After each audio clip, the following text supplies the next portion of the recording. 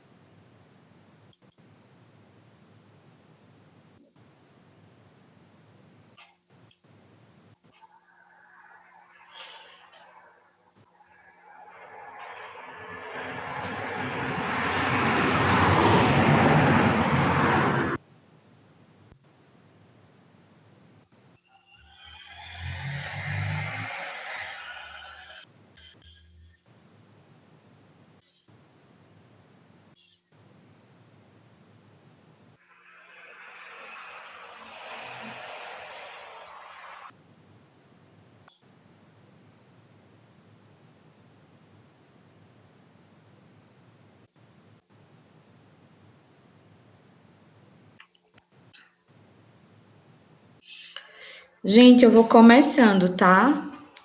Vou começar para a gente também não se atrasar, porque o assunto é grande.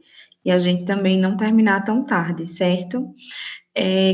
Qualquer dúvida que vocês tiverem, vocês fiquem à vontade para perguntar. Mas eu vou iniciar. Quem for chegando, vai sendo aceito aí. Bom, boa noite. A gente vai falar sobre o diagnóstico clínico em odontopediatria. Certo, vou começar até porque... Aceito sim. Ok, vou colocar para gravar, para a gente já iniciar. Tá, e quem chegar depois assiste a gravação. Pronto, como eu falei, a gente vai falar um pouquinho sobre o diagnóstico clínico em odontopediatria, tá? Algo que é bem importante, um assunto bem legal. Então, para a gente ter para a gente fazer um bom diagnóstico em odontopediatria, a gente precisa ter em mente que é muito importante a interação entre o profissional e a criança, tá? Isso porque eu falo criança, adulto e responsável, tá? Porque nesse caso aí a gente vai ter uma maior relação com o responsável.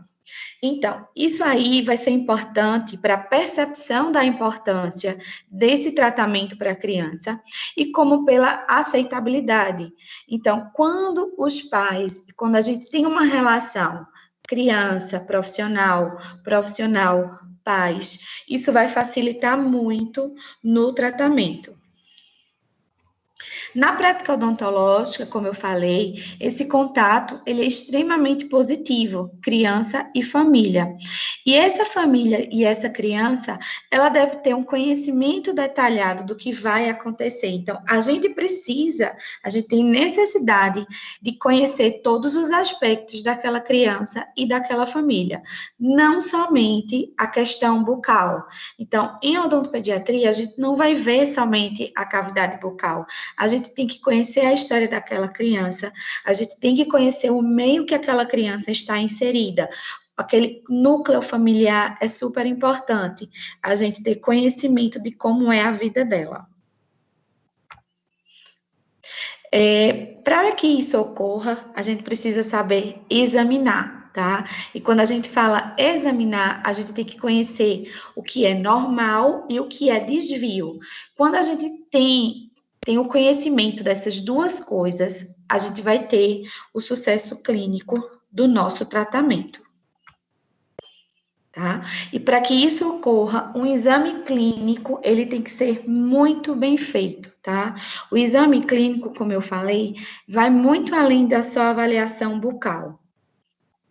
O exame clínico, ele nada mais é do que a coleta detalhada do maior número de informações a respeito do nosso paciente, a fim de se obter o melhor diagnóstico, tá?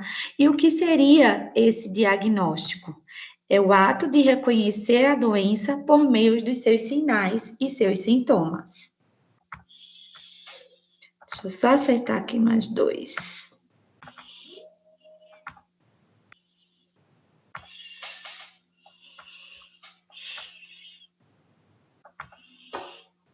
O exame clínico, ele vai fazer parte dele a nossa anamnese, o exame físico e os exames complementares. O exame físico, a gente vai fazer uma avaliação tanto extrabucal como intrabucal. Muito do que eu vou falar aqui vocês já fazem, que é toda aquela parte de anamnese, vocês provavelmente já tiveram dentro da semiologia. Então, a gente vai focar mais para dentro da odontopediatria, tá? O nosso objetivo é avaliar o estado de saúde da criança e do adolescente e obter o maior número de informações disponíveis, para a gente poder estabelecer o diagnóstico e os planos de tratamento que serão mais adequados para aquela criança. Como? A gente vai... Alguém quer falar?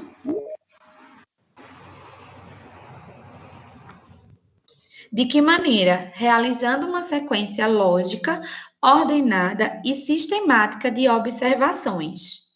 E isso tudo a gente vai conseguir através da nossa anamnese. Na anamnese, a gente vai ter que ver a história médica e a história odontológica. Na história médica, a gente vai ter conhecimento do pré-natal, que é tudo relacionado ao nascimento, o pós-natal e a médica atual, tá? Por que é importante a gente ver sobre o pré-natal? A gente viu na aula passada que existem algumas alterações que são causadas durante a odontogênese. Então, isso acontece no período pré-natal, tá?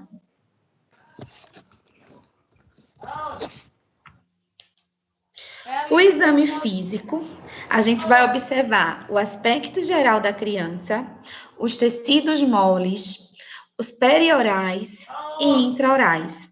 Vamos observar língua, lábios, bochecha, assoalho bucal, dentes, periodonto, avaliação oclusal e os exames complementares.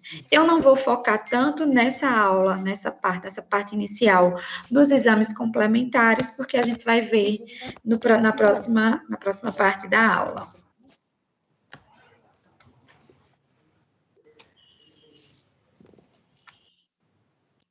Vamos lá. Aspecto geral da criança. Então, quando essa criança, ela chega no consultório ou chega na clínica, a gente tem que avaliar o comportamento dessa criança, o comportamento da mãe, do pai e do responsável que está levando aquela criança, tá? Isso tudo a gente já começa a observar antes dela entrar no consultório, ou até mesmo quando ela está na sala de espera, a gente já pode observar isso, tá? Porque aí vai mostrar muita coisa. A gente também tem que observar se o tamanho e o peso, ele tá compatível com a sua idade, tá? Isso aí a gente consegue também visualizar.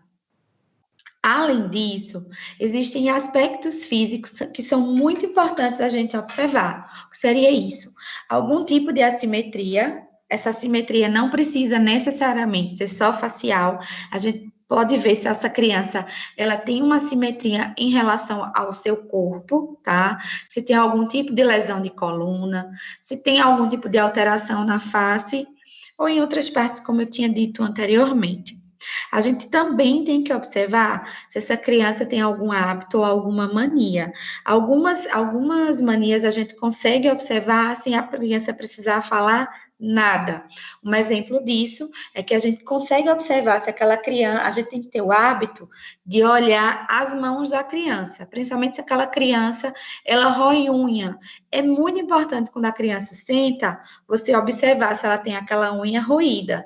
Às vezes você descobre que ela rói a mão, ou rói o pé também a mão, come a cutícula. Então, tudo isso a gente consegue ver que aquela criança está sofrendo com algum grau de ansiedade. Na avaliação de tecidos moles, a gente vai avaliar tanto a região perioral como intraoral. Então, a gente vai observar a língua, se tem algum tipo de freio, região de lábio, se apresenta algum tipo de corte ou algum tipo se tem algum tipo de mancha ou até mesmo algum tipo de lesão. Avaliar as bochechas, o assoalho bucal.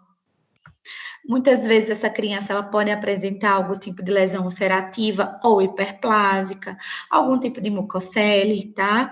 Alguma coisa que possa gerar algum tipo de comprometimento funcional. Nesse caso, um exemplo de comprometimento funcional, a inserção do freio. O freio, ele pode realmente alterar alguns aspectos, principalmente em relação à fala.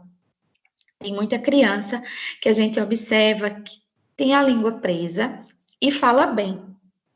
Essas crianças que normalmente falam bem, ok, a língua provavelmente ela sofreu algum tipo de adaptação. Porém, aquela criança que não chegou em idade escolar, ou seja, que não aprendeu a ler e que você consegue detectar que ela tem aquele freio encurtado, primeira coisa não é a gente sair lá cortando a língua dela, não. Primeira coisa é a gente poder encaminhar essa criança para um fono, fazer uma avaliação com a fono, esperar até essa criança chegar na idade escolar, que é a idade de você estar a questão da leitura, para observar se essa criança vai falar sibilando. Não sei se vocês já ouviram esse termo. Falar sibilando é quando ele projeta a língua, fala normalmente a fém, como eu falo igual aquele cantor do Raça Negra. Então, quando isso acontece, antes mesmo da gente poder sair aí cortando as línguas, é interessante realmente fazer uma avaliação com a fono.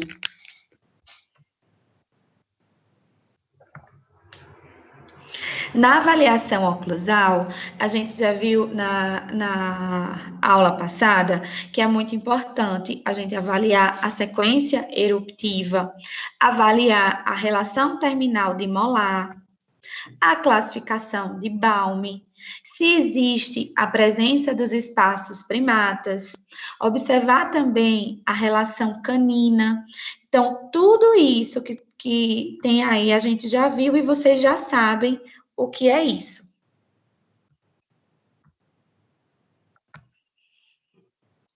Em relação aos dentes e o periodonto, a gente vai observar se tem algum tipo de alteração de número, as anodontias, se existem dentes supranumerários. Muitas vezes esses dentes supranumerários, eles vão aparecer quando erupcionam principalmente os permanentes, os incisivos centrais. Então, normalmente pode acontecer de uma pontinha, ver uma pontinha entre esses dentes, que é o dens em dente. Tá? Às vezes a gente consegue encontrar, muitas vezes só com uma panorâmica que a gente consegue detectar esse tipo de alteração. Além disso, a gente vai observar se tem alguma alteração de forma. O que seria essa alteração de forma? Os dentes laterais, que muitas vezes podem vir como dentes conoides, tá? Alterações em relação formativas, que é o quê? Em relação à estrutura do esmalte da dentina, que a gente pode falar das hipoplasias de esmalte e dentina. Aqui eu coloquei o nome cáries, mas não existe cáries, existe lesão de cárie, tá? A gente vai observar o número de lesão de cárie, certo? Quando a gente fala cárie, a gente está falando da doença. Então, toda vez quando chegar um paciente com vocês nunca vão falar, fulaninho tem 5 cáries para ser tratada. Não existe. Fulaninho tem 5 lesões, 5 dentes comprometidos, mas nunca 5 cáries, tá? Além disso, vocês vão observar a questão da gengiva, se naquela região apresenta algum ponto de gengivite ou se apresenta algum tipo de abscesso. Eu vou voltar aqui um slide, porque eu lembrei de uma coisa. Não, vou voltar dois.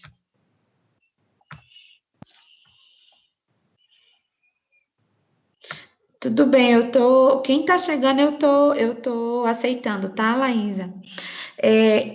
Eu queria falar para vocês, nessa segunda foto, vocês estão vendo que a inserção do freio labial superior, ela tá baixa. Eu não sei se vocês sabem diferenciar quando há necessidade de fazer o corte, tá? Em dentição decídua, é muito raro a gente fazer. Porém, tem a indicação quando começa a acumular sujeira, começa a acumular placa por baixo desse freio. Então, nesse local, muitas vezes, é um ponto que acumula muita sujeira e causa uma gengivite ali local. Então, nesse caso, a gente tem a indicação de fazer a cirurgia, tá? Outra coisa que vocês têm que observar é se, por exemplo, quando vocês puxam o lábio, se a papila, ela tá esquemiando, tá? Se ela esquemiar, então a inserção realmente está baixa. Então, é esperar um momento oportuno para fazer esse tipo de procedimento. Dentro dos exames complementares, a gente vai ter as radiografias panorâmicas, as radiografias periapicais, as oclusais, as interproximais, as tomografias, os exames laboratoriais e qualquer outro exame que sirva e que vá nos ajudar a fechar algum tipo de plano de tratamento. Não vou me interter muito neles aqui, que a gente vai falar deles já já. Então, vamos lá. O que seria um plano de tratamento? O plano de tratamento, ele vai visar a promoção de saúde do paciente e vai levar em consideração não só o tratamento da doença, mas também uma tentativa de incentivar novos hábitos nesses pacientes, tá? O objetivo principal é restabelecer a funcionalidade de todos os tecidos bucais, bem como dar subsídios para manter a saúde, tá? Ou seja, o plano de tratamento, a gente tem que incentivar novos hábitos. Não existe um plano de tratamento onde a gente só vai fechar buraco, ou seja, que a gente só vai restaurar. Além de restaurar, a gente tem que incentivar esse paciente tem que estar incentivado e tem que estar emocionalmente bem para receber esse tratamento. O plano de tratamento, ela é uma lista ordenada de procedimentos que são organizados em que o profissional ele deve seguir uma sequência clínica racional e individualizada, evitando improvisos e organizando os materiais e procedimentos clínicos a serem realizados, tá? Isso também vai estar relacionado com o tempo e com o número de consultas. Ou seja, quando se fala evitando improviso, é você ter todo o material. Na clínica de odontopediatria, quando a gente iniciar, vocês irão ver que é uma clínica que eu digo, traga todo o material. Todo o material que eu falo é cirurgia, endo, pério. Vocês vão precisar, além de alguns materiais mais específicos. Em relação à instrumental, eu vou adiantar para vocês que vocês não têm que se preocupar com compra de nada, que tudo o que vocês têm ele é suficiente. Porém, existem materiais que vocês vão precisar ter na clínica de odontopediatria, tá? E vocês precisam ter para evitar qualquer tipo de imprevisto, tá? Então, o imprevisto é evitar é você realmente ter tudo, tá? Porém, deve-se orientar os pais para eventuais alterações em relação ao número de consultas e custos, pois imprevistos em relação ao gerenciamento comportamental do paciente pode ocorrer, principalmente quando se trata de bebês. Quando se trata de bebês, às vezes a gente planeja uma coisa, mas não dá para fazer. Aí, às vezes a gente vai, faz uma coisa e recua, tá? Isso tem que deixar bem claro. Eu sempre falo que plano de tratamento a gente altera.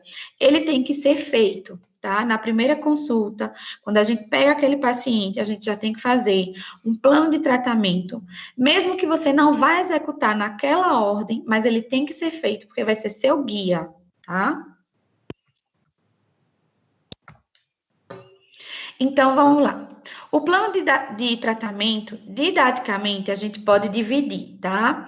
Basicamente, ele vai ser dividido em fase sistêmica, fase preparatória, fase restauradora e fase de manutenção. Mas, porém, existem alguns casos que os pacientes chegam para a gente não só para fazer uma consulta, não só para fazer uma restauração, mas existem alguns casos que são os casos de emergência. Nesses casos de emergência, o paciente ele vai chegar ao consultório com algo muito específico. Esse paciente vai chegar normalmente com dor, ele vai vir em decorrência de um trauma, pode ocorrer por uma celulite, por ter muitos abscessos ou até mesmo uma estomatite. Então, nesses casos, a gente tem que fazer um exame que a gente fala direcionado, tá? Onde a sensibilidade dolorosa e os quadros infecciosos, abscesso, trauma e avulsão são os principais casos que vão aparecer. Então, a gente não vai fazer uma consulta nesses casos, como se fosse uma consulta de rotina, uma consulta que o paciente está indo pela primeira vez quando não chega no consultório com dor. Então, isso aí vai diferenciar o estado de dor. Então, a intervenção, ela tem que ser imediata. O exame, ele deve ser direcionado e essa anamnese, ela tem que ser sucinta. Ela tem que ser objetiva, não é aquela anamnese rápida, nome, não sei o quê. Não, você vai pegar todas as informações, mas que seja focada naquele problema. Nesse momento, vocês também vão avaliar se há necessidade de fazer algum tipo de medicação. Caso haja, vai se fazer, tá? E vai fazer a condução do caso, um preparo adequado. No caso aí, as fotos são exemplos de trauma, tá? A gente vai ter uma aula só de trauma.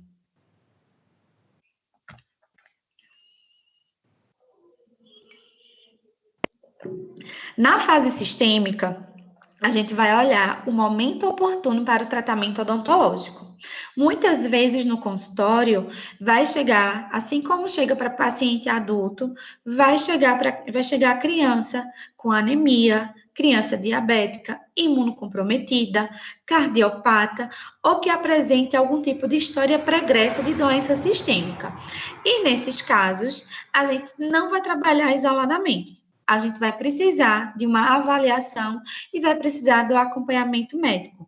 Nesse caso, o atendimento vai ser um atendimento multidisciplinar e que é muito importante essa ligação entre o odontólogo e o médico, tá? Principalmente no que se refere ao suporte medicamentoso, se por acaso vai precisar de algum tipo de adaptação de controle de higiene, em relação à dieta, tá? Então, tudo isso vai direcionar para um tratamento odontológico para a necessidade daquele paciente, tá?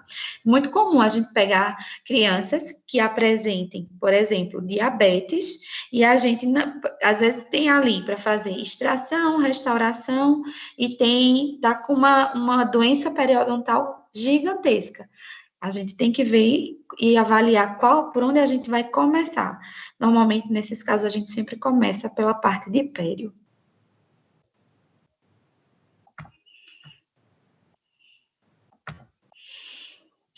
Vamos lá, para a fase preparatória. Na fase preparatória, a gente vai ter os procedimentos preventivos que são específicos e a gente vai ter a adequação do meio bucal. Quando a gente fala dos procedimentos preventivos, que são específicos, a gente está buscando modificar hábitos do paciente. Na adequação do meio bucal, a gente vai modificar o ambiente bucal. Vai para todos os dois, a gente está preparando aquele meio para receber o nosso tratamento. Como eu falei, não adianta receber nenhum tipo de restauração se aquele paciente ainda possui hábitos que são prejudiciais, ou então que aquela boca não está boa para receber. A gente sabe que tem muitas coisas que provocam que comprometem a sobrevida das restaurações. Então, a gente tem que ter cuidado com isso e tem que tem que incentivar isso no paciente e na família.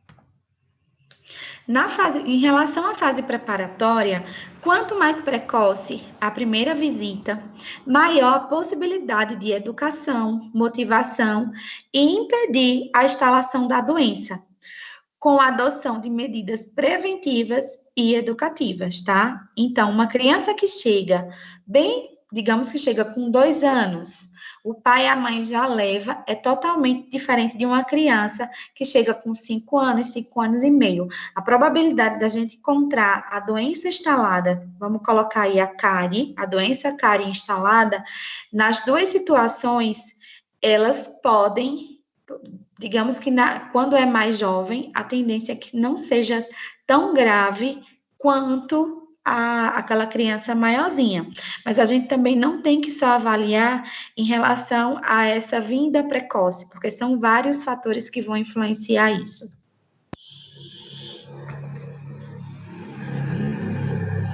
Dentro da fase preparatória, uma fase que é muito importante, que vocês vão fazer dentro da clínica, é a evidenciação e a profilaxia.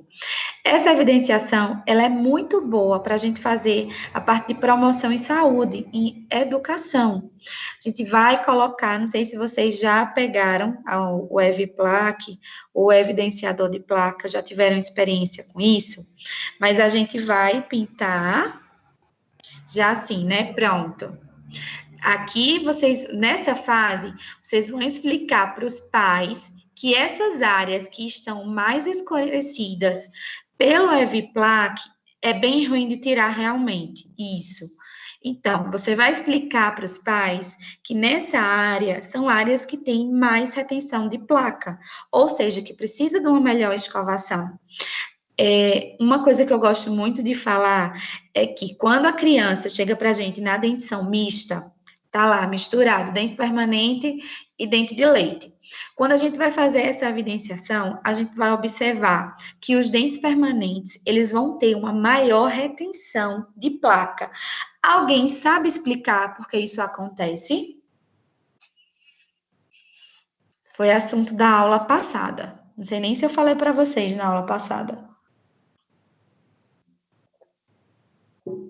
Alguém sabe imaginar porque tem uma retenção maior nos dentes permanentes quando a gente vai visualizar?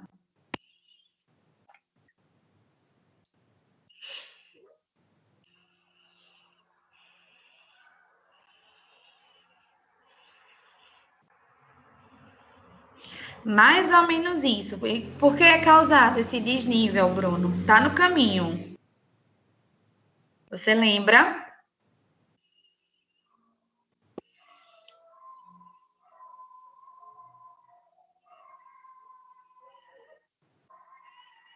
Sim, eles não são escovados direito. Exato, mas você foi mais ou menos. Mais ou menos, existe realmente, não é que seja um desnível. A gente viu na aula passada que os dentes de leite, a implantação dele é uma implantação reta, enquanto que os dentes permanentes, eles vão ter uma angulação. Então, os pais, normalmente, eles estão acostumados a escovar o dente da criança com a escova reta. Então, quando ele coloca na boca da criança, ele vai reto e já limpa. Então, o que acontece? Como tem essa angulação, a escova, ela tem que ter entre mais ou menos uns 45 graus. Então, escova o dente de leite, mas aí tem que dar uma inclinada na escova por conta dessa angulação dos dentes permanentes. Não, a curva de Spee é outra coisa. O que a gente está falando é sobre ângulo, está relacionado também com a curva de Spee, mas nesse caso mesmo é por conta dessa angulação do dente. Como está misturado, eles acabam escovando mais reto, mas esse é o caminho, tá, Bruno? Então, aqui vocês estão vendo que a remoção ela pode ser feita com uma tacinha de borracha e pode também ser feita com uma escovinha de Robson, tá? Eu recomendo vocês fazerem essa limpeza. Eu gosto muito de utilizar pedra pómez, mas a pedra pómez sozinha, ela não tem gosto. Aí, o que que eu gosto de fazer? Eu costumo misturar um pouquinho do creme dental com a pedra pómez. Então, isso facilita muito. A dificuldade que você vê, Bruno, para fazer essa remoção é porque, normalmente, a pasta profilática que vocês compram, eu não gosto muito de pasta profilática, eu prefiro comprar a pedra pómez e eu misturo com água. Então, ele fica mais granulado. Então, fica mais fácil de remover, tá? Como é só de vez em quando que se faz, não tem problema nenhum essa questão da granulação, ok? Vamos seguir. Além disso, além dessa questão de evidenciação de placa, é muito importante a gente fazer a orientação de escovação. Não só a orientação de escovação, como também o uso do fio dental, tá? Esse fio dental, eu sempre gosto de indicar que as crianças façam antes de escovar o dente, tá? O momento ideal da criança, vocês sabem com quantos anos a criança tem que escovar o dente sozinha? Alguém já imagina? Porque é muito comum a gente escutar assim, fulaninho tem 5 anos, fulaninho tem 6 anos, já toma banho só, já escova o dente sozinho. Vocês acham que é uma idade legal para se escovar o dente só?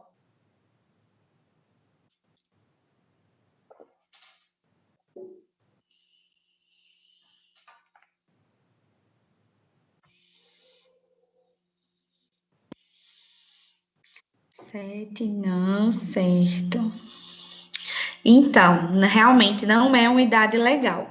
Normalmente, a idade que eu costumo indicar e que a gente indica é a criança que tem entre 9 e 10 anos. Porém, essa fiscalização ainda tem que permanecer pelos pais, tá? A gente só fala o seguinte: por que com 9 e 10 anos? Com essa idade, a criança ela já vai ter habilidade de escrita. Então, quando essa criança tem habilidade de escrita, ela vai ter habilidade motora para fazer a escovação corretamente, tá? Então, eu sempre falo que os pais, a última escovação é dos pais. Você pode deixar a criança escovar, porém, tem que ter a fiscalização, tá? Porque às vezes não, mas eles enrolam sempre, tá? Então, é bom ficar de olho, principalmente na região lingual, tá? Nessa região de molar, que é no último dente, e na região palatina também é importante. Ainda na fase preparatória, a gente pode fazer o uso consciente do flúor. O que seria aí? Nesse caso, a gente, na foto que está mostrando esse negócio amarelado aí, é o verniz fluoretado, tá? O que que faz um verniz fluoretado? O verniz fluoretado a gente indica normalmente em molares que estão erupcionando, normalmente aquela criança com 6 anos e meio, onde vai ter a presença daqueles sulcos mais pronunciados. Nessa foto que está acima dessa que tem o gel, a gente pode ver que tem uma coloração no suco, tem esse suco mais escurecido. Então, esse suco aí, provavelmente ele está em processo de formação da. Ai, meu Deus, eu esqueci agora. Eu sempre falo e acabo que eu esqueço. Acredito que teve a lesão inicial em mancha branca, porém houve o selamento biológico, tá? Então, essa região mais escura é o início de selamento biológico. Então, quando você aplica esse verniz, você vai estar reforçando esse selamento. Vocês já trabalharam com o verniz fluoretado? O verniz fluoretado, ele não serve somente para criança, tá? Ele serve também para outras coisas, alguns casos de sensibilidade, ele também é bem legal. Então, eu já vou adiantar para vocês o que seria esse verniz fluoretado. Esse verniz, ele é muito bom, principalmente quando a gente usa em bebês, tá? A indicação dele na odontopediatria, a gente pode usar em todos, porém, em crianças de até 3 anos, a gente não pode colocar o flúor gel, porque ele vai escoar. O verniz fluoretado, ele gruda no dente, tá? Então, a gente faz uma profilaxia prévia. Depois dessa profilaxia, a gente vai aplicar verniz fluoretado na boca toda. Quando vocês estiverem no próximo período, vocês vão ver, vocês irão receber a lista e vai ver que tem um verniz fluoretado chamado Durafat, tá? Ele é da marca Colgate. Não sei se vocês já tiveram contato, mas é maravilhoso. Normalmente eu aplico em boca toda, quando são bebês. Nesses casos aí, quando o paciente já está no caso de irrupção dos molares permanentes, a gente coloca para dar é uma opção que não é o selante, mas aí a gente vai ajudar a cronificar. Para se ter uma ideia da quantidade de flúor desses verniz, eu falo sempre que ele é uma dose de ataque, principalmente naquelas lesões iniciais, aquelas manchas brancas, que é o início da lesão de cárie, tá? Então, como é que ele é feito? No plano de tratamento, a gente costuma falar terapia com verniz fluoretado. Seria isso, seriam 4 aplicações de verniz na boca toda. Então, profilaxia e 4 aplicações desse verniz. O creme dental convencional para criança, a gente tem 1.100 ppm de flúor. No de adulto, a gente tem 1.450, tá? Entre 1.100 e 1.450. No verniz fluoretado, a gente vai ter 22.500 ppm de flúor. Então, vamos falar assim, que é uma dose cavalada de flúor, tá? É uma dose de ataque bem forte ali naquela região. Normalmente, a gente pede para só fazer a escovação depois de 12 horas, tá? Então, a criança, quando ela vai à tarde para o consultório e recebe esse banho de verniz, a gente só pede para a mãe escovar no outro dia. Ela vai se alimentar normalmente e vai ficar com esse verniz até o dia seguinte, ok? Eu acredito que a gente vai falar mais dele mais à frente. Na fase preparatória, na adequação do meio, os principais objetivos são controlar a atividade de cárie, principalmente porque a gente está fazendo o quê? A gente está estimulando a escovação, a gente está promovendo essa educação em saúde, e além disso, a gente está usando o uso do flúor como nosso aliado, tá? Então, a gente está fazendo o quê? Diminuindo o risco futuro de doença, porque se aquele risco estiver muito alto, provavelmente a gente não vai ter sucesso nas nossas restaurações, como eu falei, tá? Além disso, a adequação do meio também consiste em preparar a cavidade bucal para receber aquele plano de tratamento, para receber aquelas restaurações, diminuindo o número de micro-organismos daquela flora e diminuindo também o número de focos infecciosos, tá? A partir do momento que aquela criança e aquela mãe começa a escovar o dente daquela criança, a gente consegue ver que tudo melhora. A primeira coisa que vai melhorar ali também é o periodonto, já diminui as inflamações, os sangramentos. Então, a gente está criando condições para que aquele paciente ele possa modificar os seus hábitos e melhorar as condições bucal e geral. O que é que vocês acham dessa imagem? Se vocês pegassem, me falem o que é que vocês poderiam pensar.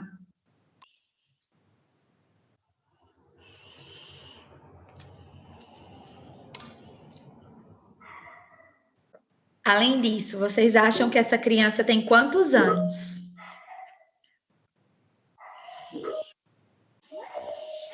Então, vamos corrigir o seguinte. Vamos corrigir esse termo cárie de mamadeira. A gente não fala mais cárie de mamadeira, tá? Cárie de mamadeira, ele é nem cárie rampante, certo? A gente também não fala esse termo. A gente usa cárie precoce da infância. Então, esses dois termos que vocês usaram aí são termos que já estão em desuso. Tem muitos anos que a gente não usa mais, tá? Então, quando vocês podem falar agora que é CPI, cárie precoce da infância, certo? Então,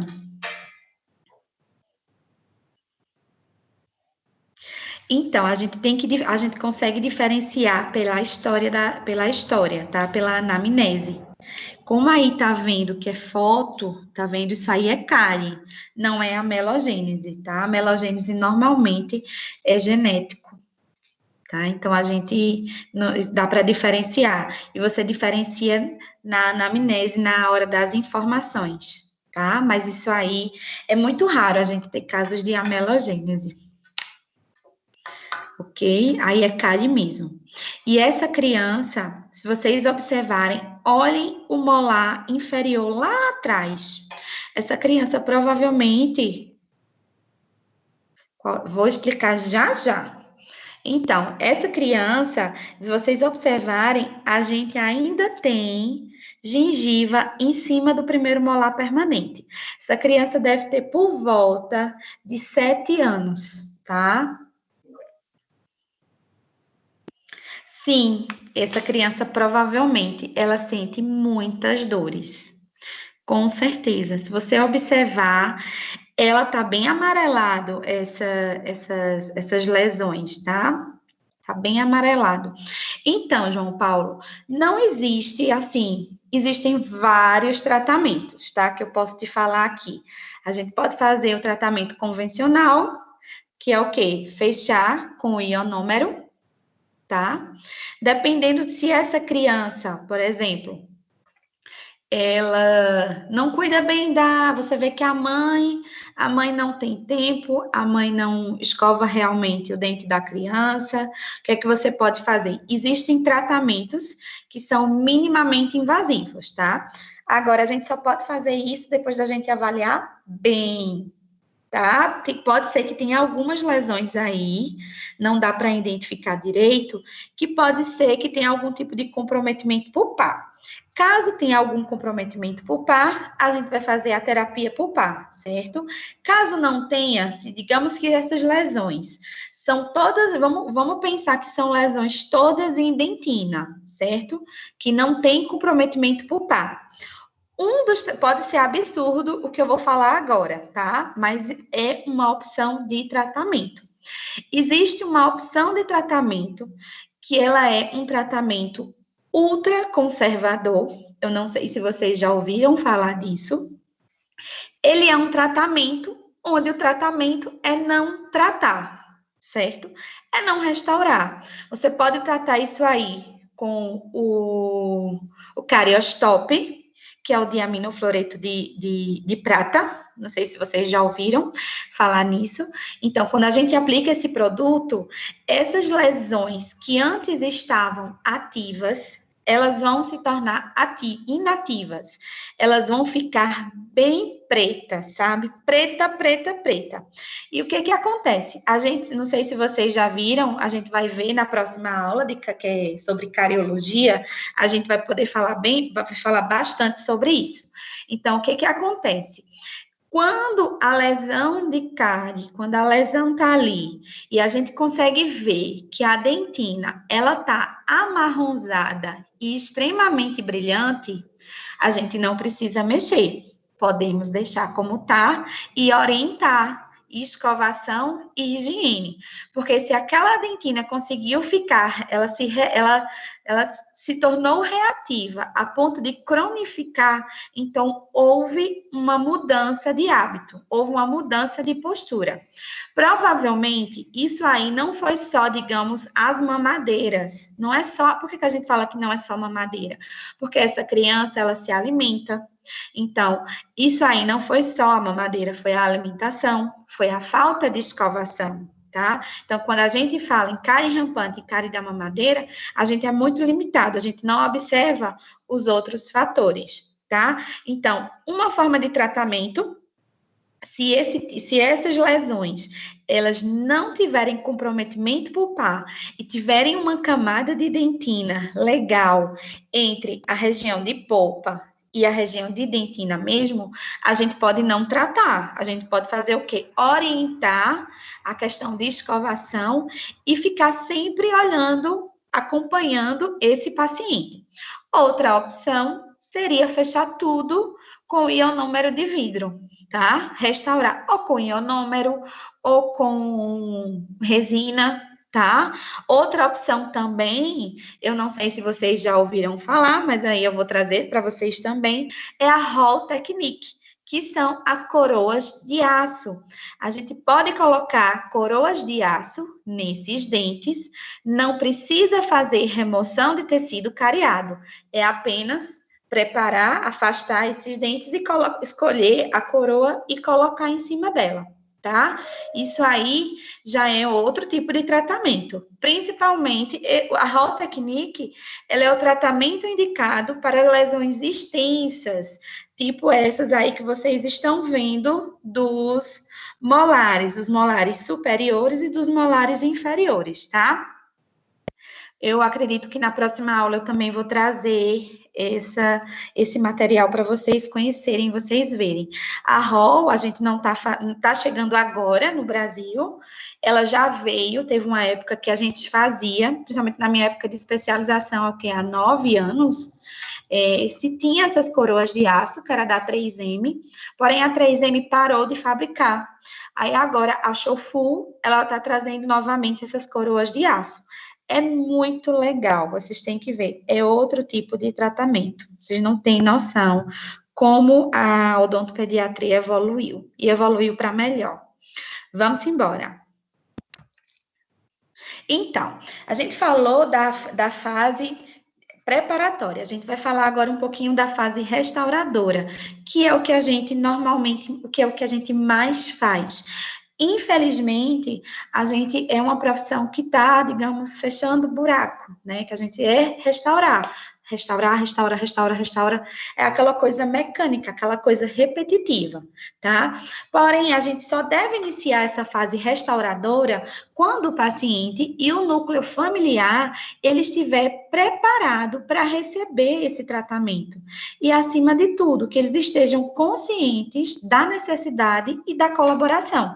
Porque não adianta você restaurar um dente e essa criança está consumindo açúcar o tempo todo. É o tempo todo, o tempo todo, o tempo todo, o tempo todo. Então, fica difícil uma situação dessa. O meu bucal, ele está muito ácido. Então, qualquer material que você colocar, por melhor que seja, ele não vai segurar. E não segura muito tempo. E tenha certeza, não é por falha técnica, tá? É por questão de hábito do paciente. Então, o mais difícil não é a gente fazer o tratamento curativo ali no consultório. O mais difícil é a gente mudar o hábito.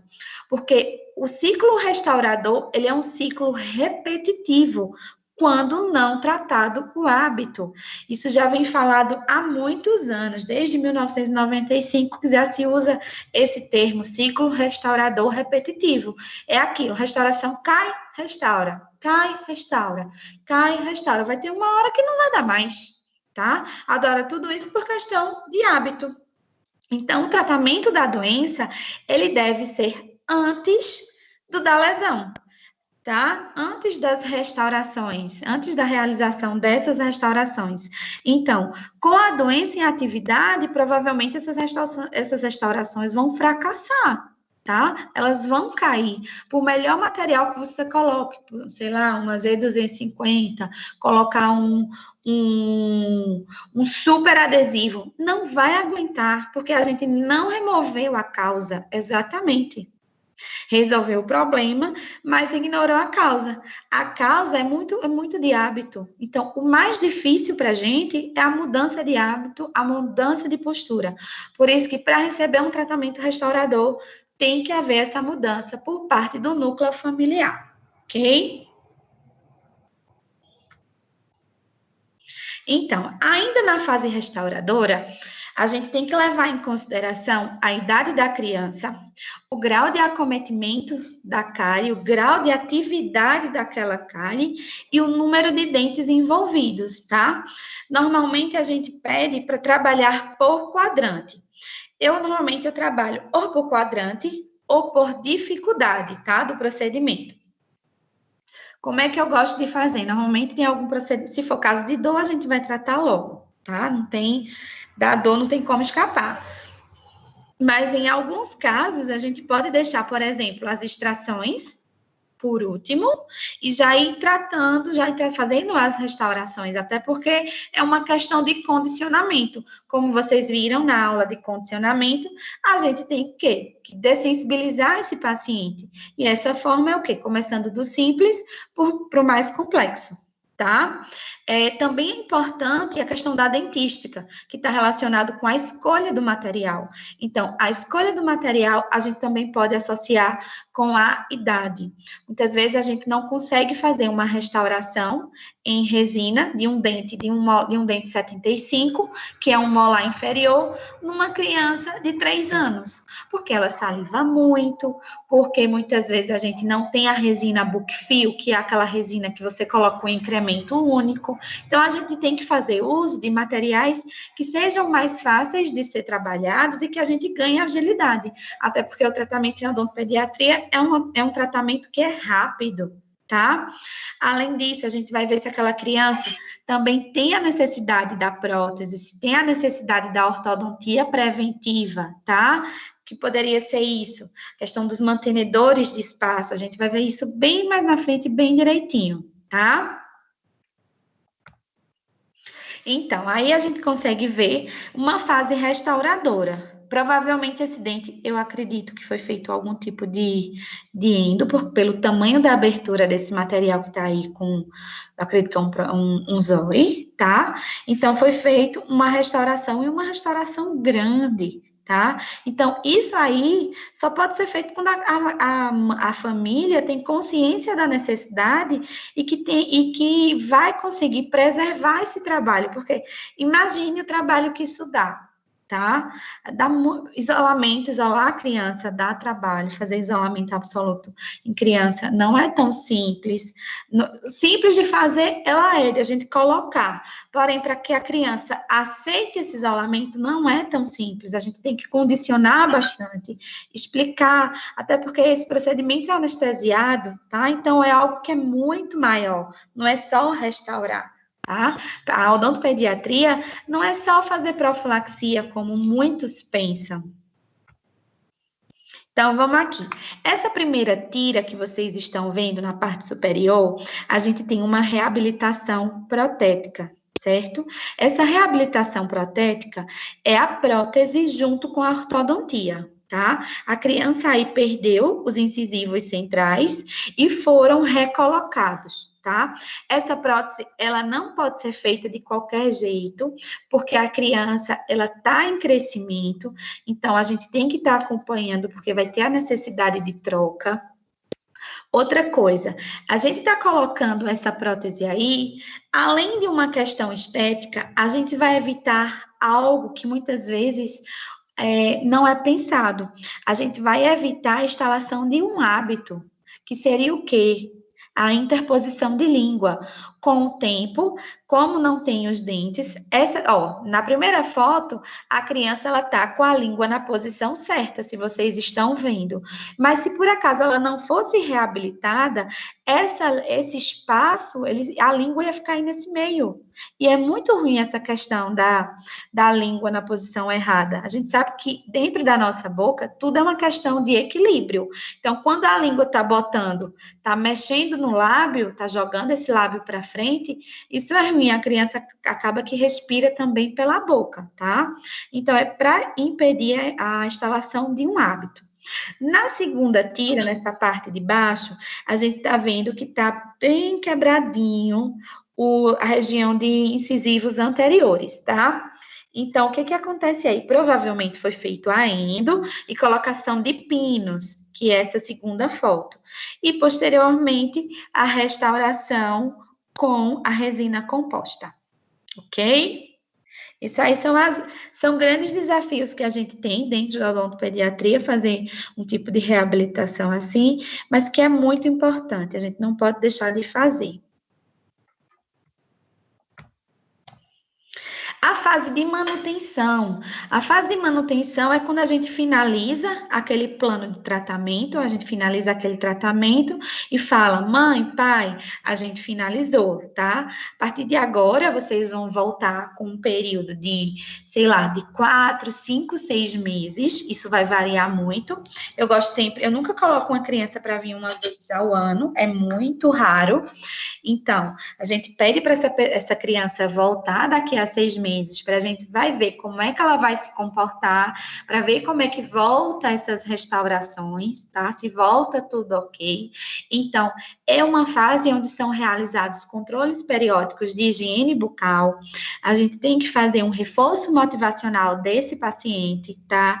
Fazer acompanhamento clínico e radiográfico quando necessário, reavaliar os procedimentos, as restaurações que foram feitas, ver se precisa fazer algum tipo de reparo. Além disso, a gente vai reforçar e aplicar as medidas preventivas para a manutenção da saúde bucal e geral do paciente. Isso aí é uma manutenção, é a fase de prevenção, tá? Quando a gente chega nesse período, a gente está na prevenção. Muitas vezes a gente consegue um paciente que teve várias lesões de cárie, conclui o tratamento e esse paciente volta com 4 meses. Ah, tá ok. Então, volta depois com mais 4, vê que tá fazendo tudo direitinho, que aquele paciente tá motivado. Esse paciente tem que estar sempre no consultório para a gente motivar, tá? Porque se desmotivar, ele vai relaxar. Então, não pode, tá? Então, a periodicidade do retorno clínico, que é a maior ou menor frequência, ela deve ser individualizada para cada paciente, tá? E vai depender do risco e da atividade para as doenças bucais. Então, aquela criança que teve várias lesões, ela precisa voltar com 4 meses. Uma criança que vem para a gente fazer uma profilaxia e selantes, ela vem 2 vezes ao ano, é suficiente. Porém, se depois desse retorno aparecer 2 ou 3 lesões, a gente vai diminuir esse controle. Vai diminuir, você veio com 6 meses, primeira vez não tinha nada, a gente fez a limpeza, fizemos selantes, porém, tá vindo agora e já apareceu outras coisas. O que foi que aconteceu? A gente sempre se faz essa pergunta. O que foi que aconteceu durante esse tempo? Aconteceu alguma coisa? Tá mais ansioso? O que aconteceu alguma coisa dentro de casa? Porque muitas vezes isso aí é reflexo, tá? Às vezes, sei lá, tá passando por um processo de separação. Tenha certeza que vai refletir na qualidade de vida da criança, vai refletir na sua saúde. Essa criança normalmente não vai querer escovar o dente, não vai tomar banho, vai começar a roer unha, tá? Então, tudo isso é reflexo e a gente não pode ignorar, ok? Pessoal, eu vou trocar aqui a aula. Se vocês querem tomar uma água ou ir ao banheiro, eu posso tocar direto. Alguma dúvida? Dúvidas sobre essa parte? Joia, vamos direto. Alguma dúvida? Alguém quer falar alguma coisa sobre essa parte inicial?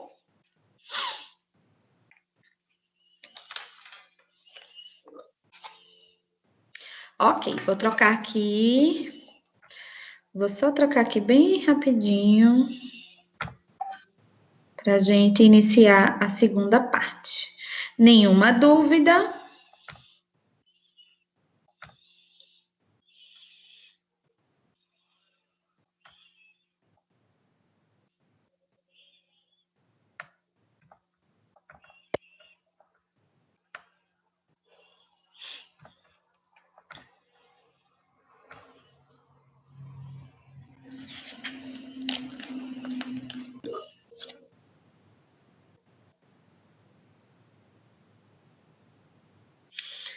O título da aula, Diagnóstico Clínico em Odontopediatria e Radiologia em Odontopediatria. São 2 aulas em uma, tá? Extração em resina para criança. Então, João Paulo, as 2 estão corretas, tá? Você pode usar ou resina ou você pode usar ionômero. O que a gente vai precisar escolher em relação à idade. Se aquela criança for uma criança pequenininha, Se for dente posterior, a gente vai decidir por um ionômero. Essa parte de decisão clínica, a gente vai ver na próxima aula, tá? Eu acho que vai dar para a gente falar sobre tudo na próxima aula. Então, se for uma criança maior, uma criança, sei lá, de 10 anos, 11 anos, você pode fazer a restauração em resina, tá? Não existe um material que é certo ou errado. O importante é você fazer, digamos, aquele selamento, é você fazer aquela restauração, mas antes de tudo é você realmente orientar aquela família quanto à importância do cuidado, tá? Que você está fazendo aquilo, mas você tem que fazer e vai preservar. Tá? Se eles estão investindo uma grana numa restauração, num tratamento odontológico, para isso se manter, é uma via de duas mãos, tem que ter um feedback, tá? Tem que ter uma ajuda mútua, tanto dos pais quanto da gente, tá? Até porque a gente não faz milagre. Combinado? Tudo bem até agora? Vamos falar de radiologia em odontopediatria. A radiologia, eu fiz essa aula, eu coloquei as técnicas que a gente vai precisar usar dentro da odontopediatria. Eu não foquei em algumas coisas, até porque vocês já pagaram radiologia. Então, aquela parte de defeitos, de o que aconteceu com tal coisa, vocês já sabem, tá? O que eu vou focar aqui são nas técnicas que a gente vai utilizar dentro da clínica de odontopediatria. Então, desde a descoberta por esse rapaz aí, tá? Que eu não sei pronunciar esse nome, Reuting, eu acho que é isso, em 1885, o raio-x, ele se tornou um grande aliado dentro da medicina. Quando eu falo dentro da medicina, eu também falo dentro da odontologia, principalmente para a determinação de um diagnóstico correto. E por que tirar radiografias? O exame radiográfico odontológico, ele é um recurso importante para a gente complementar o nosso exame clínico, porque ele vai ajudar na detecção de alterações importantes, tanto nos tecidos duros dos dentes, como nos ossos da face. Vai auxiliar no nosso diagnóstico e vai complementar o nosso plano de tratamento e acompanhamento e questão de controle, tá? Então, ele não vai decidir o nosso plano de tratamento. Ele vai ser um aliado, ele vai nos ajudar a complementar o nosso exame clínico, ok? Até porque nem tudo que a gente vê na radiografia, ela vai ser idêntico, vai ser a realidade que vai estar lá na boca, tá? Então, muitas vezes a gente fala o quê? Que o exame clínico, ele é soberano, tá? O exame radiográfico, ele é um exame complementar. A sua interpretação, ela deve ser considerada em conjunto com a anamnese, com o exame clínico e com outros dados, e nunca isoladamente. Então, a gente não pode avaliar um paciente apenas por um exame radiográfico, tá? Não diz muita coisa, é só realmente uma parte de um todo. As indicações para exames radiográficos em crianças são detecção de lesões de cárie, traumatismos, alterações no desenvolvimento dentário e exames de outras condições patológicas. O exame radiográfico, ele deve ser realizado apenas quando contribuir efetivamente para promover alterações no diagnóstico, oferecer a possibilidade de influenciar na tomada de decisão sobre o plano de tratamento a ser realizado, ou seja, acrescentando outras informações que são úteis, ou ainda que não se justifica o uso de radiografias apenas para o exame de rotina.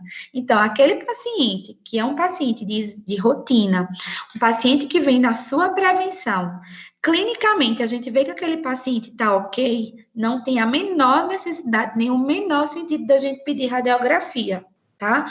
Antigamente se pedia muito, mas a gente não faz sentido a gente pedir esse tipo de exame, se clinicamente está tudo ok. Normalmente a gente vai solicitar uma radiografia quando a gente tem dúvida de alguma coisa, tá? Quando a gente tem dúvida se tem, sei lá, uma infiltração naquela restauração, ou se a gente fez um tratamento, que a gente fez um selamento em um molar, tinha uma camada de dentina, digamos, profunda, e a gente quer ver se remineralizou. A gente também consegue ver isso, se tá tudo ok, se não tem nenhum tipo de fenda, tá?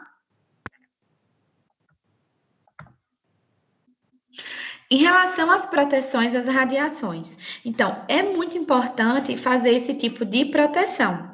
As exposições radiológicas, elas devem ser efetuadas em condições otimizadas de proteção e segurança. Isso tanto para a gente, que é profissional, quanto para o paciente, tá? Com o objetivo de proteger os indivíduos, seus descendentes e as futuras gerações contra os efeitos danosos das radiações, que a gente sabe que existe. Ainda em relação à proteção às radiações, a gente sabe que as crianças, elas são mais susceptíveis aos efeitos tardios dessa radiação, quando a gente compara com os adultos.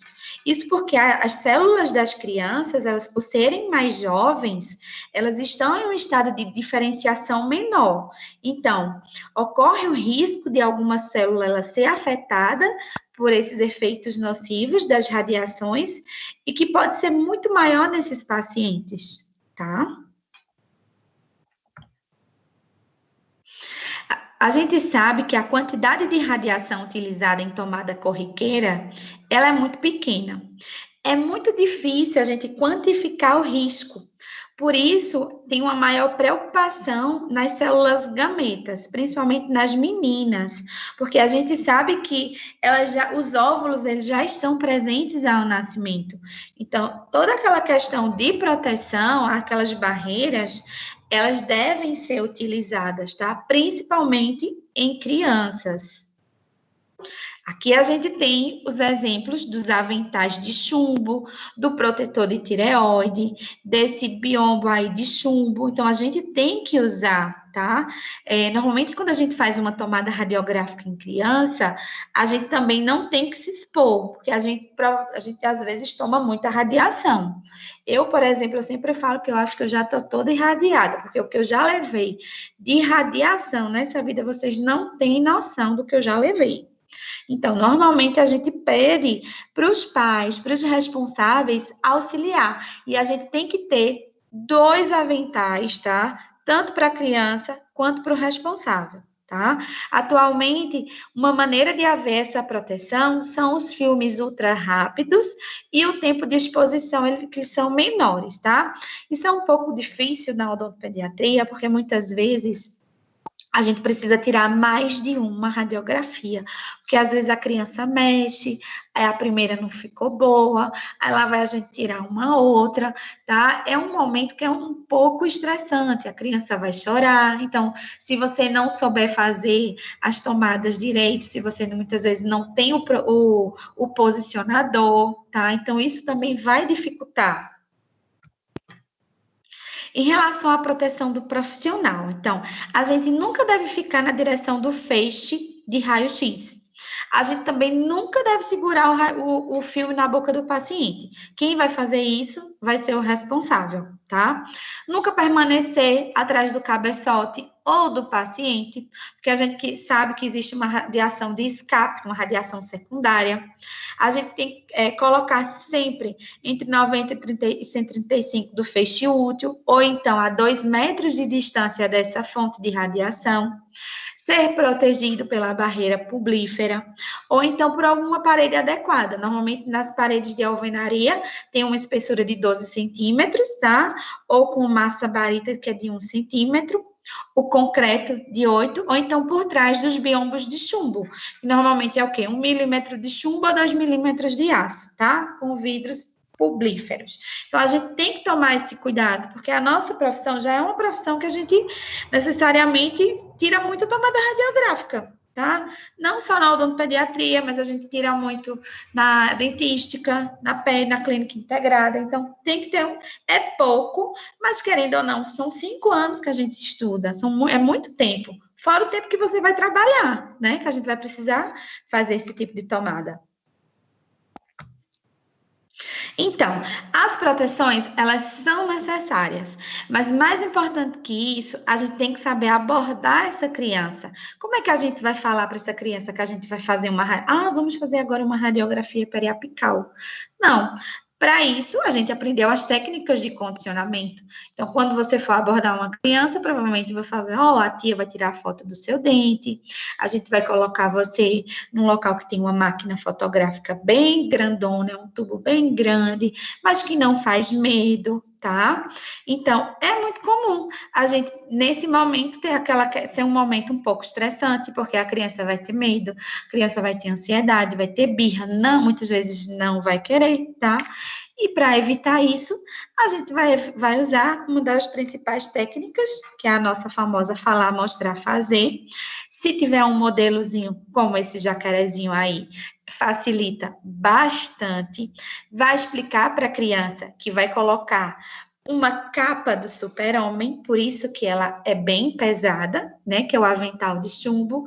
Então, você vai explicar, a tia vai colocar você sentada aqui, a gente vai tirar uma foto, mamãe pode acompanhar, se você tiver 2 aventais, essa mãe, ela pode estar ali para ajudar.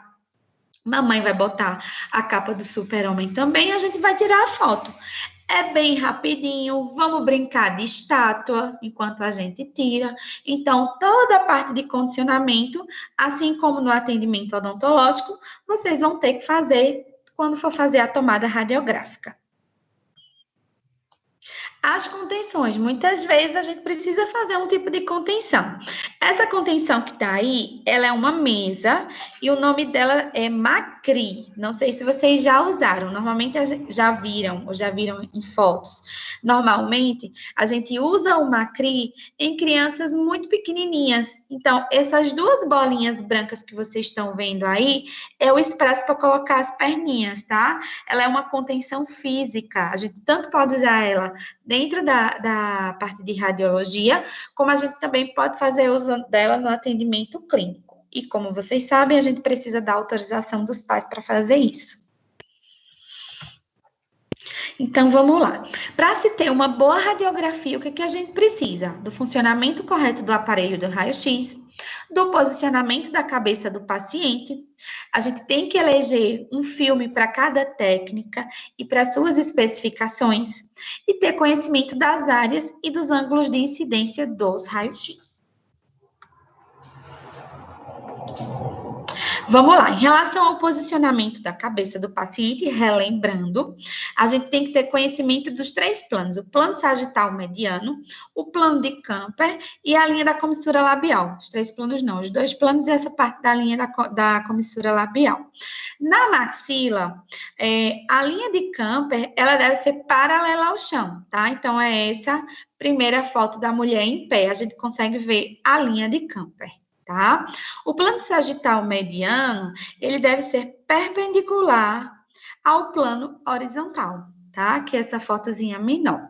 E na mandíbula, a linha trago-comissura labial, ela deve estar paralela ao plano horizontal, ou seja, paralelo ao chão. Só relembrando. Dentre as técnicas radiográficas, a gente vai ter técnicas intraorais e técnicas extraorais. Dentro da técnica intraoral, a gente vai ter as radiografias periapicais, as radiografias interproximais e as oclusais. E as variações das periapicais, que é a técnica da bissetriz e a técnica do paralelismo.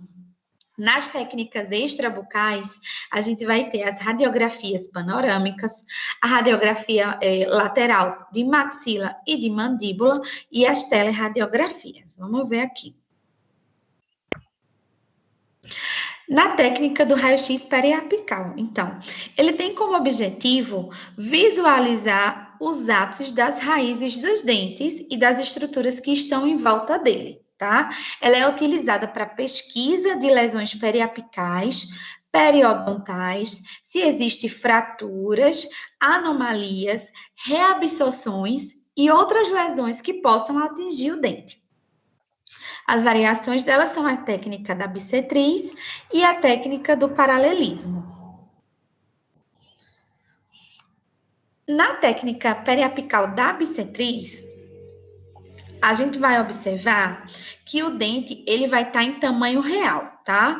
O feixe central, ele vai incidir perpendicularmente sobre o plano virtual da bissetriz, do ângulo formado entre o longo eixo do dente e o filme, tá? Então, aí na imagem a gente tem o eixo do filme, o feixe radiográfico, e no meio a gente vai fazer a bissetriz, tá? Para essa técnica, a gente vai precisar usar filme radiográfico infantil. E sempre que a gente for usar os filmes, a gente vai precisar colocar as barreiras plásticas, que são aqueles plásticozinhos de Dudu. Para a realização dessa técnica, a gente não vai precisar de artefatos. O que seria esses artefatos? São os posicionadores, tá? Qual é o ruim dessa técnica? O que é ruim dessa técnica? A dificuldade de visualizar o plano e causa muita distorção, tá? É uma técnica que, por exemplo, para você acertar, muitas vezes você vai fazer muitas vezes, ou seja, você vai expor aquela criança muitas vezes à tomada radiográfica, tá? Vamos lá. Para as radiografias periapicais pela técnica da bissetriz na maxila, a gente vai observar a linha de Camper, tá? Que é a linha que vai sair do tragus até a asa do nariz. E ela deve estar paralela ao plano oclusal. Então, a posição do rosto da criança é essa posição aí da foto, tem que estar bem retinha, tá? Ou seja, já é difícil a gente conseguir manter uma criança paradinha. Imagine fazendo assim essa técnica. Eu não gosto muito, eu prefiro fazer as técnicas eu particularmente prefiro usar meus posicionadores infantis, que é muito mais prático. Ó, aí é uma técnica da maxila, tá? Que a mãe vai pegar o filme, vai segurar com o dedo, vocês estão vendo? Aí vai colocar aí vai posicionar o cone aí do raio-x. A mãe tá, vocês observam que a mãe tá com proteção, a criança também tá. Aí vem, na região do incisivo central, a área de incidência vai ser no ápice nasal. Caninos e incisivo lateral, a gente vai colocar na asa do nariz, tá? Premolares, isso numa criança com dentes permanentes, vai ser na inserção da linha que desce do centro da pupila, com a linha tragus asa do nariz, tá? E nos molares, essa interseção da linha que desce 1 centímetro atrás da comissura palpebral externa com a linha tragus asa do nariz, tá? Então, quando você vai fazer essa técnica da bissetriz na maxila, você vai ter que ter em mente essa área de incidência.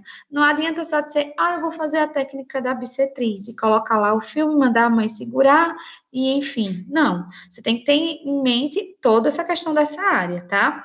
Posicionamento da cabeça, ele vai ser importante. A gente vai ter que observar o plano horizontal e o plano de Camper, que vai ter que estar tudo paralelo, tá? Ao chão. Na mandíbula, aí também já vai diferenciar. Então, na mandíbula, na região de incisivo, a gente vai ter que ir no sulco mentolabial. Na região de canino, é na inserção da linha que vai descer da asa do nariz, que passa 2 centímetros acima da borda da mandíbula, tá? Então, não é tão simples assim, tá? Asa do nariz e borda, canino, tá?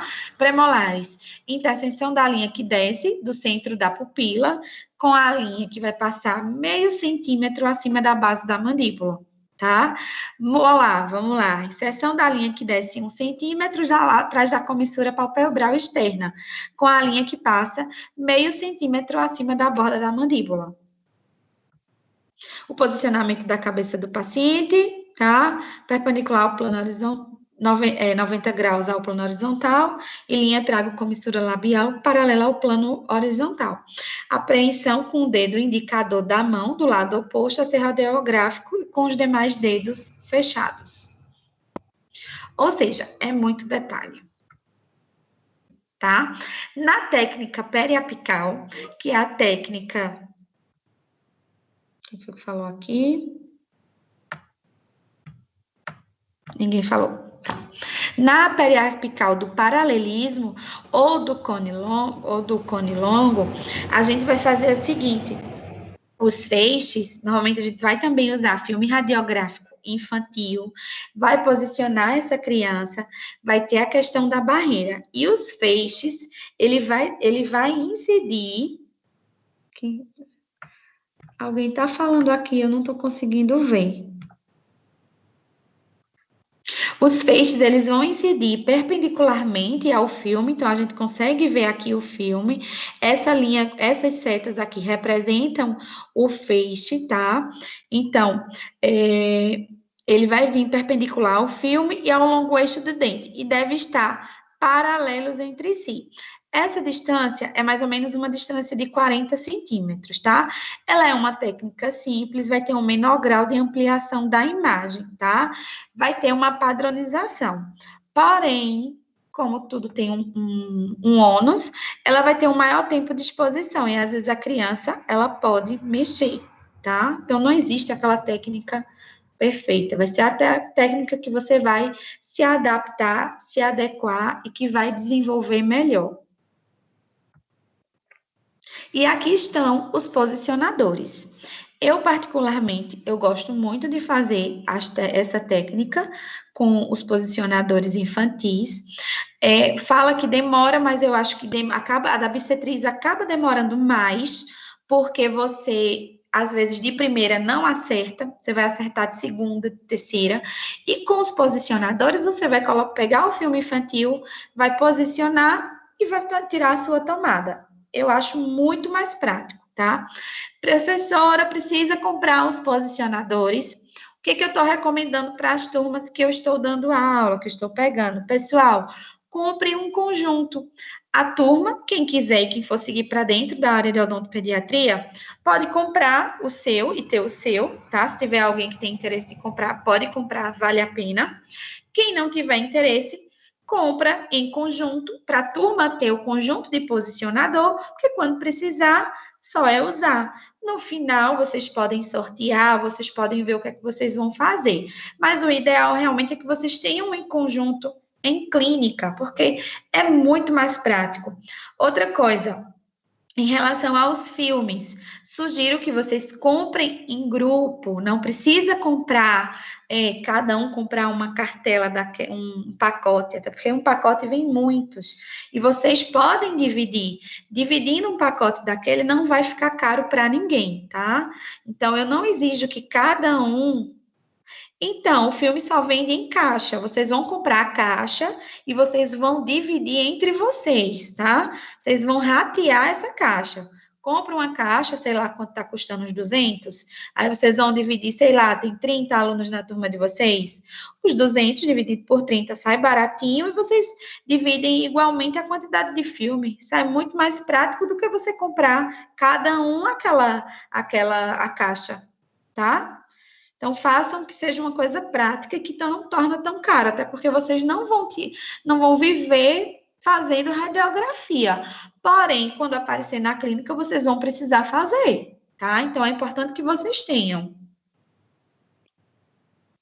Filme é uma coisa que não se vence, então, quando vocês forem trabalhar nas clínicas da vida, aí vocês já vão ter. E sempre aparece criança, tenho certeza disso, tá? Então, na técnica radiográfica periapical, aí está mostrando a técnica do paralelismo. A gente não vai utilizar um filme de adulto, e ó como é, a criança segura com os dentes o posicionador, tá? Vai estabilizar esse filme, e o filme deve ser posicionado na vertical. Essa posição aí, a gente está vendo que é para os dentes anteriores, tá? Então, é só colocar, pede para a criança ficar paradinha e vai tirar a foto bem rápida. Aqui outra posição, e é aquela coisa, quando você coloca o posicionador, a posição da cabeça, às vezes você não vai se preocupar tanto, porque quando você colocar o posicionador, assim como de adulto, vai te mostrar realmente a área que vai incidir. A radiografia periapical modificada. Ela é uma radiografia que vai ser realizada com filme periapical adulto, porém a posição vai ser na oclusal. tá? Isso sempre para a região anterior de maxila. O cone do aparelho, ele vai ser posicionado na ponta do nariz e o feixe central do raio-x, ele deve incidir com uma angulação de 35 a 45 graus. Ela é uma radiografia simples de ser feita, é muito boa de fazer e a gente consegue ver toda essa região de maxila, tá? Então, a gente pode utilizar para observar aqui. Normalmente, a gente vai posicionar um filme radiográfico, vai colocar as barreiras e necessariamente não precisa posicionar bem direitinho lá. A gente vai falar o seguinte para a criança: ó, vamos colocar, a tia vai colocar uma pastilha na sua boca, tá? Normalmente, no pediatra, a gente dá nome a tudo, tá? Então, filme radiográfico, eu chamo pastilha, você pode chamar o quê? Uma bolachinha, tá? Então, ele vai ser utilizado, ele vai ser esse filme, o filme de adulto, e a gente vai prestar atenção, porque o picote do filme, ele sempre deve ficar para incisal, tá? A criança, ela vai estabilizar o filme com os dentes, e o filme, ele vai ser posicionado na posição horizontal. Então, é só pedir realmente para a criança ficar bem quietinha. Aqui a gente está mostrando a imagem. Nessa imagem aí, o responsável ele vai estar auxiliando na estabilização do filme, mas é apenas segurar entre os dentes e você posicionar na região de nariz. Aqui está a radiografia modificada. Ela é mais fácil e não vai precisar tanto da colaboração da criança quando você precisa quando você tem a ajuda do responsável naquele momento, estabilizando o filme. Então, é uma tomada que ela é bem tranquila e a gente consegue ver toda essa região anterior. Tá? Aqui é a radiografia periapical modificada. Ela vai ser feita com auxílio do posicionador infantil e vai permitir a padronização. É o que eu mais gosto, tá? Técnica adaptada para crianças, isso na região anterior, maxila e mandíbula, tá? Então, nessa daí, a gente vai usar em crianças que são colaboradoras, vocês estão vendo que não tem aí o adulto, então vai ser um filme número 2, e a apreensão, ela vai ser através da oclusão. Para crianças que não são colaboradoras, a gente vai pedir para o adulto ficar na posição para estabilizar, tá? Aí a pastilha.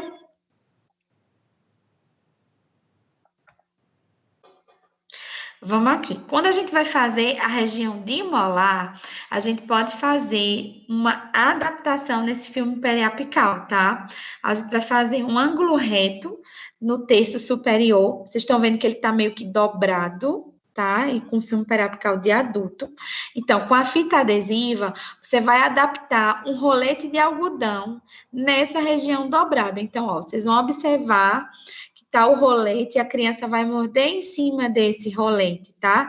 Isso para evitar algum tipo de distorção das cúspides dos molares. Então, a gente também pode adaptar dessa maneira, quando não se tem o filme infantil, tá?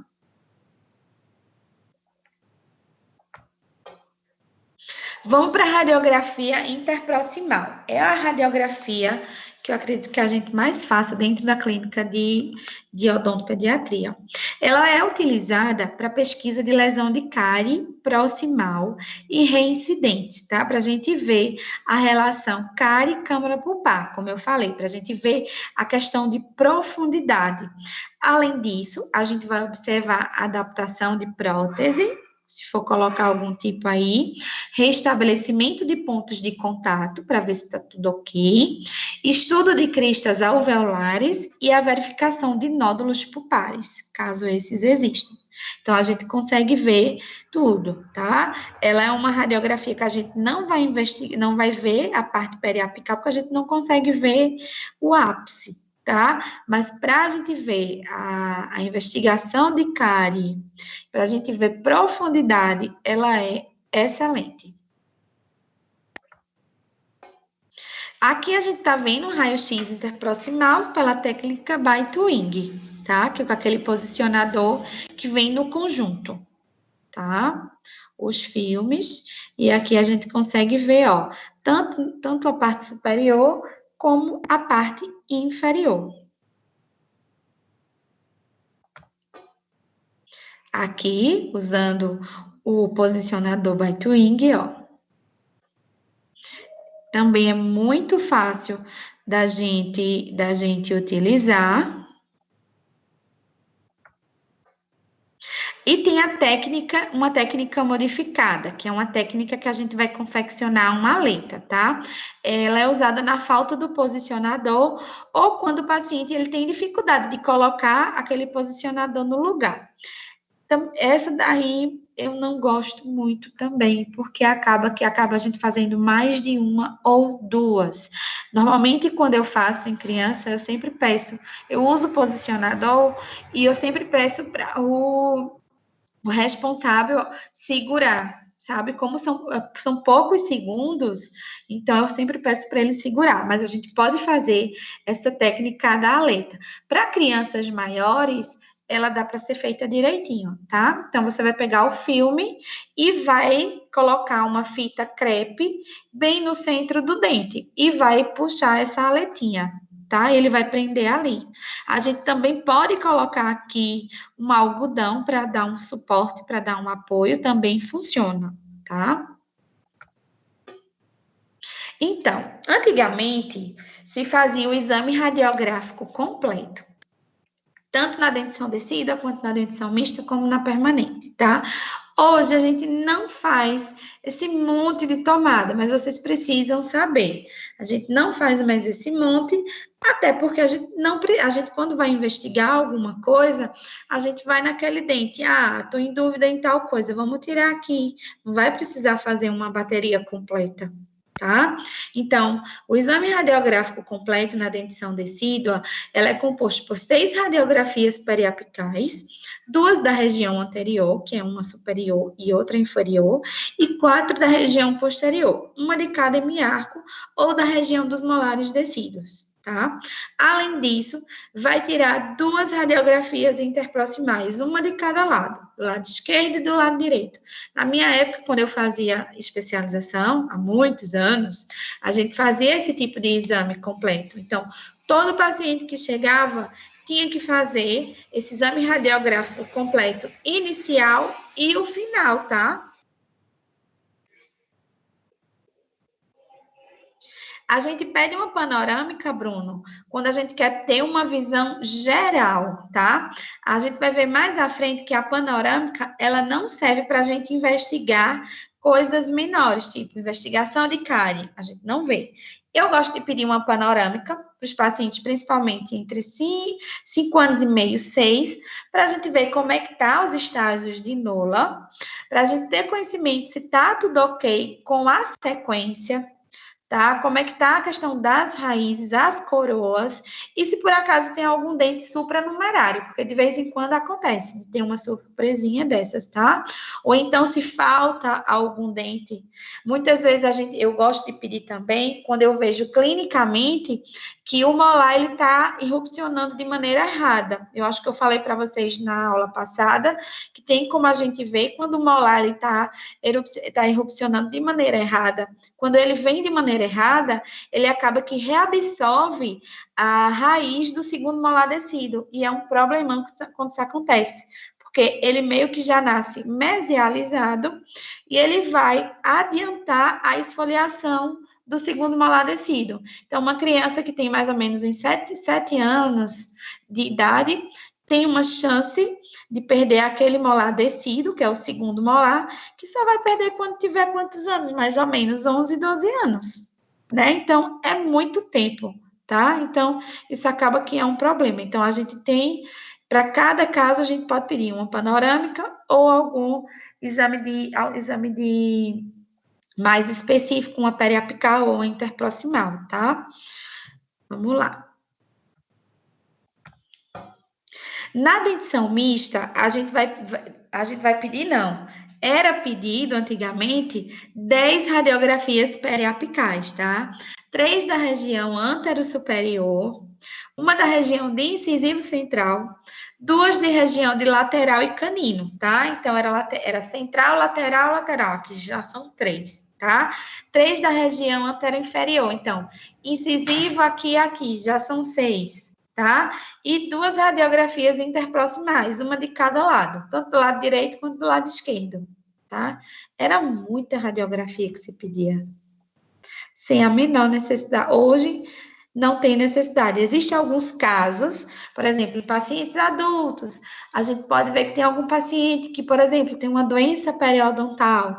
Então, além da panorâmica, pode ser que tenha algum colega que queira pedir a bateria completa, mas você vê que é para algo muito específico, para uma investigação de uma questão óssea ali, que ele quer ver mais local o que está acontecendo, tá? E na dentição permanente, são 14 radiografias periapicais e 4 radiografias interproximais. Antigamente, na minha época também de graduação, na minha época de faculdade, a gente era obrigado a fazer as radiografias periapicais dos pacientes que chegavam lá na FOP.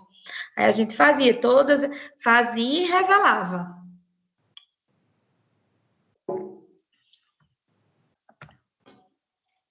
A técnica oclusal, tá? Existe essa outra técnica que ela é indicada para as áreas patológicas, quando a gente suspeita que tem alguma patologia ali local, para quando a gente quer investigar e não pede uma panorâmica, mas tipo uma radiografia oclusal, quando a gente vai fazer eu particularmente, eu não tenho filme oclusal no consultório, eu teria que pedir uma pelo lá na clínica radiológica, né? Então, às vezes, vale a pena pedir uma oclusal, se você pode fazer uma panorâmica ou uma tomo, principalmente para investigação de dentes supranumerários, tá? Aí a gente vai decidir qual que é melhor, tá? Mas, enfim.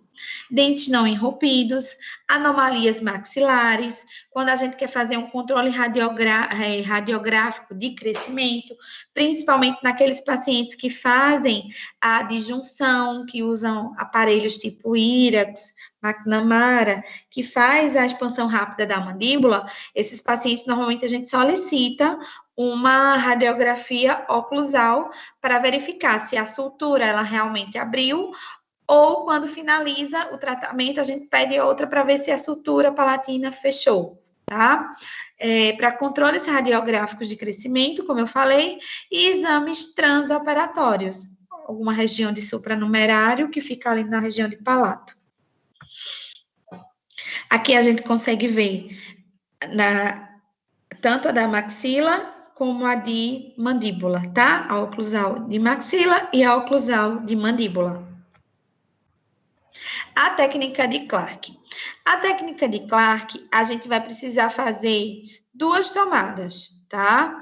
Uma tomada, que vai ser uma tomada no plano normal, e a outra a gente vai deslocar, vai variar a posição desse cone, tá? Então, a gente vai partir do seguinte princípio, que 2 objetos em linha reta, o mais próximo, ele vai encobrir o mais distante. E quando a gente desloca, tá? Faz esse deslocamento, os objetos, eles vão se dissociar. Então, um dos objetos, ele vai acompanhar o deslocamento. E o outro, ele vai se movimentar no sentido contrário, tá? Então, o objeto mais distante, ele sempre vai acompanhar o deslocamento. Pronto. Aqui, a gente tem aqui vão ser 2 tomadas, tá? A primeira a gente vai fazer uma técnica da obstetriz e a segunda a gente vai deslocar aquele feixe ou para mesial ou para distal. Se deslocar e for para o mesmo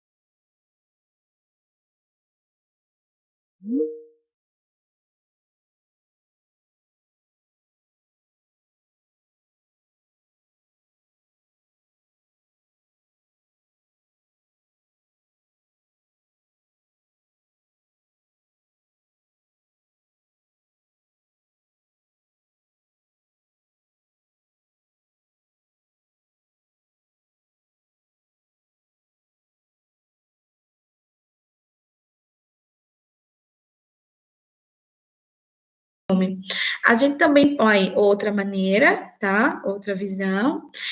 O filme periapical, ele pode ser mantido em posição pelo responsável, que vai apoiar esse filme na face da criança, tá? Observe que o filme ele vai estar na altura da comissura labial. Tá? A primeira forma foi com filme oclusal, essa agora com filme periapical. E a outra forma é a gente pegar uma espátula de madeira, tá? E vai colocar o filme. Então, você vai quebrar uma das extremidades da espátula de madeira e vai formar aí um ângulo de 90 com a porção restante, ficando a espátula com esse formato meio que em L, tá?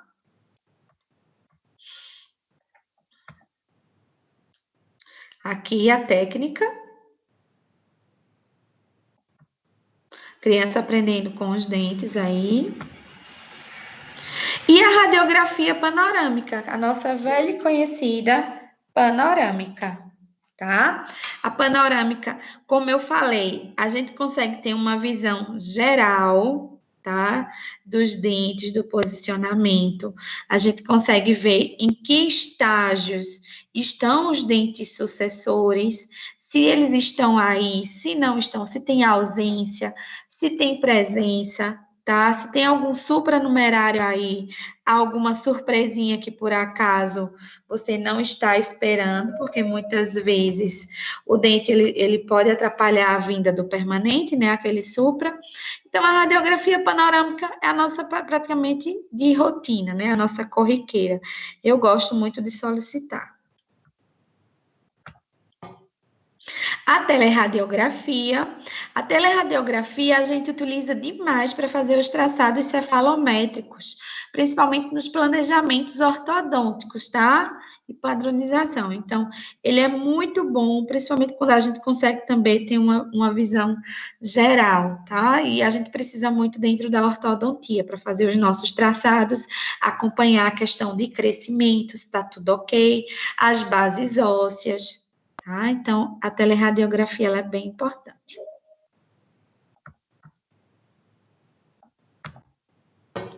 E temos o raio-x digital. O raio-x digital é maravilhoso, tá? O único problema dele é o alto custo, tá? Que é o uso de pequenas doses de radiação para se obter, tá? As imagens com valor diagnóstico. Ele é um dos maiores fatores para o emprego da radiologia principal, radiologia digital, principalmente quando a gente está falando da odontopediatria, tá? Então, é algo que nos ajuda demais, mas infelizmente a gente não é um recurso caro, tá? Quem for comprar raio-x, compra logo digital, porque se for fazer um investimento desse entre um e outro, eu acho que um raio-x convencional deve estar custando entre 8.500 e 9, e um raio-x digital, você não necessariamente tem que comprar, né, aquela aparelhagem, mas você tem que comprar a parte que digitaliza. Eu acho que sai entre uns 11, 12, por aí. Mas para quem tiver interesse é bem legal.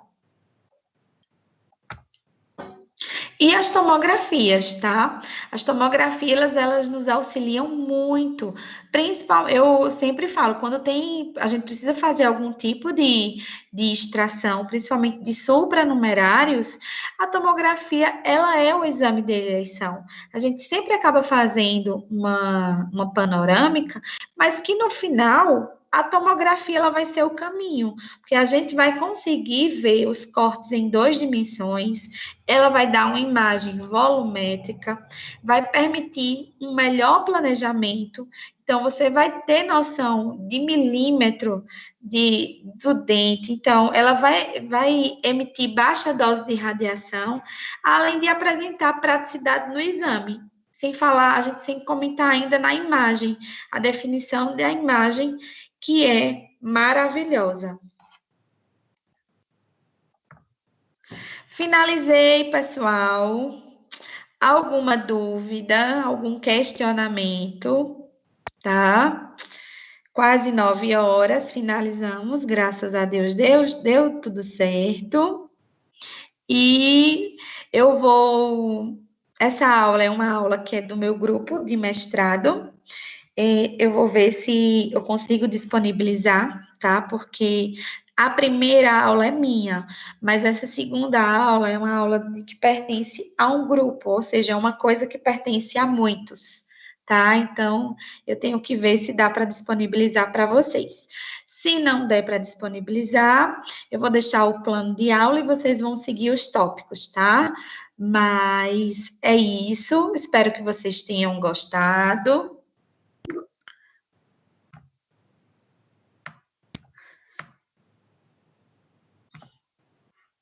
Sim, são muitos detalhes. Vocês já tiveram, né, essa aula de radiologia. Vocês encontram esse conteúdo nas referências bibliográficas que eu mandei para o e-mail de vocês, tá? Então, qualquer livro de odontopediatria, vocês vão encontrar tudo isso que foi falado, tá? Quando a gente faz uma aula, a gente se baseia em várias fontes, mas normalmente você pegando um livro de o livro de odontopediatria que vocês podem estudar é o livro do professor Guedes Pinto, tá? Ele tá na referência de vocês, então é um livro que vocês podem pegar realmente, tá? Para estudar. Obrigada, vou parar aqui. Obrigada por vocês terem ficado até esta hora, tá? E na próxima semana a gente vai se ver novamente. Eu vou mandar para vocês um material, que é o material da próxima semana. Eu acredito que eu vou utilizá-lo, mas eu vou mandar para vocês, é um artigo, ele está em português, sobre diagnóstico, tá? E tratamento. É uma maneira que a gente faz agora para escolha de material que a gente vai usar, de decisão clínica, tá? Então, a gente vai aprender uma maneira diferente, mas eu vou